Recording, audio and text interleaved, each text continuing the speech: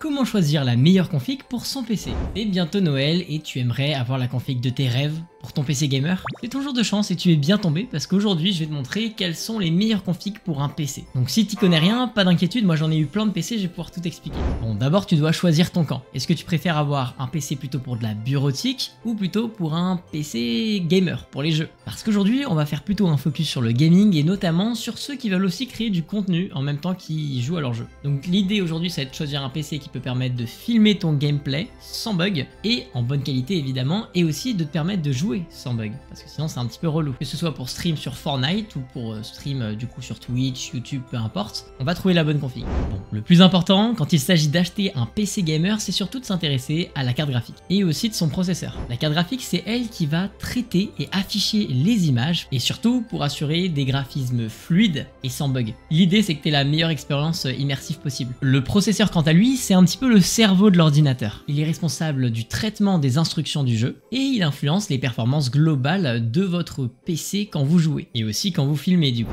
Bon, du coup je recommande au minimum une RTX 2060 de chez Nvidia et pour le processeur un Ryzen 7 2700X. Alors pourquoi un processeur Ryzen plutôt qu'un processeur comme on a l'habitude de le voir, c'est-à-dire un Intel, donc un i5, i7, etc.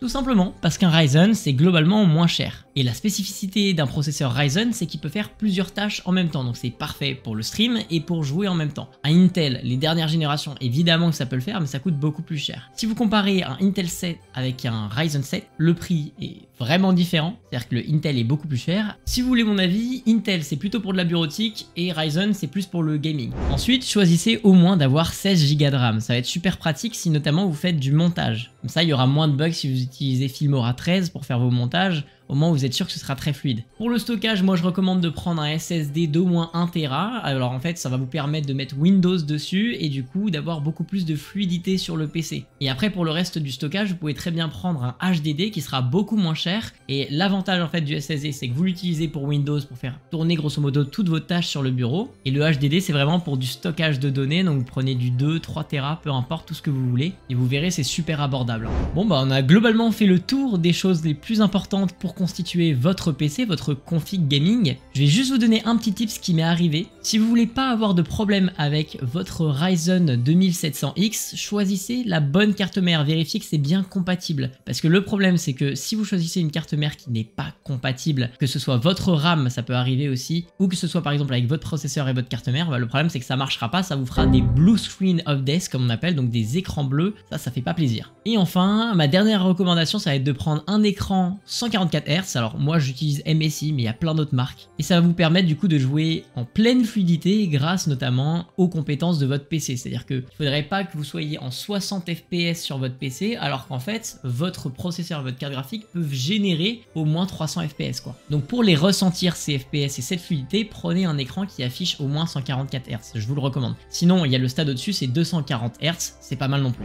Bon, et puis pour créer toute cette config dont nous avons parlé, je vous conseille quand même vivement d'aller sur Top Achat si toutefois vous êtes un petit peu débrouillard, vous voulez sélectionner tous vos petits composants un à un. Top Achat c'est plutôt pas mal, j'ai pas mal de potes qui l'ont fait, qui ont monté leur propre PC avec. Vous pouvez aussi évidemment payer pour le faire monter, je crois que ça coûte autour des 70 €. Alors par contre moi ce que je recommande c'est quand même de faire appel à LDLC si toutefois vous êtes un petit peu moins débrouillard, vous savez pas comment monter votre PC. Ils ont un service client qui est vraiment au top du top. Donc allez en boutique, choisissez vos composants sur place, informez-vous un petit peu d'abord peut-être sur le site internet et ensuite vous pouvez tout commander et comme je vous ai dit vous pouvez le faire monter aussi là-bas votre PC et le service client est au top. Moi j'ai eu des problèmes avec mon PC, je l'ai ramené, j'ai eu aucun coup. Donc voilà, j'espère que pour Noël vous aurez votre petite config gaming ou pour votre anniv, peu importe. Et puis sur ce je vous souhaite un joyeux Noël à tous et puis une très bonne journée, c'était l'équipe de Wondershare Filmora.